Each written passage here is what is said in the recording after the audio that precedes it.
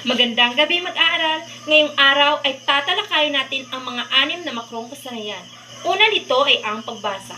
Ang pagbasa ay ang kakayahan na maunawaan ang nakasulat sa teksto, kasama na dito ang pagkilala ng mga salita, pag-unawa sa parela at pag-analisa ng mga teksto upang makuha ang mga ideya o impormasyon. Sa pagbabasa, kinakailangan natin na gamitin ang ating mata, bibig at damdamin upang maunawaan ang nakasulat sa iba't ibang teksto. Pangalawa dito ay ang pagsusulat. Ang pagsusulat ay ang kakayahan na ipahayag ang mga ideya tungo sa pagsusulat. Sa pagsusulat na ipapahayag natin ang mga damdamin na nais nating iparating sa iba't iba.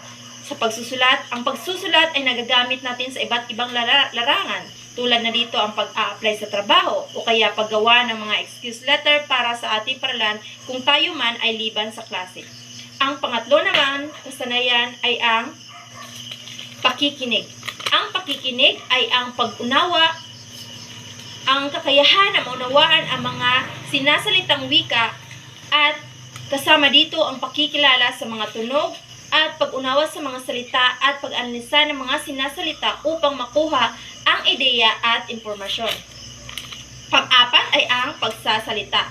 Ang pagsasalita ay ang kakayahan na ipahayag ang mga ideya sa sinasalitang wika.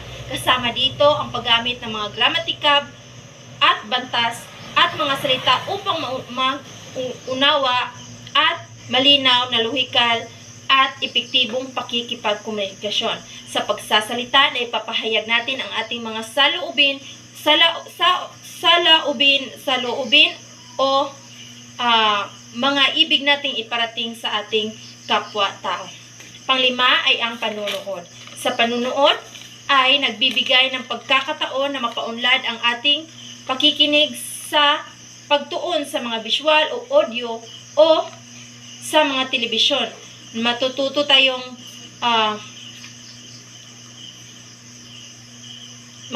tayong makinig sa mga impormasyon na ating nakukuha batay sa ating nakikita sa telebisyon. Ngunit sa panunood ay kinakailangan ng matibay na pag-unawa upang matutunan natin o makakuha tayo ng impormasyon na ating napapanood sa telebisyon o kung anumang mga visual na ating makikita.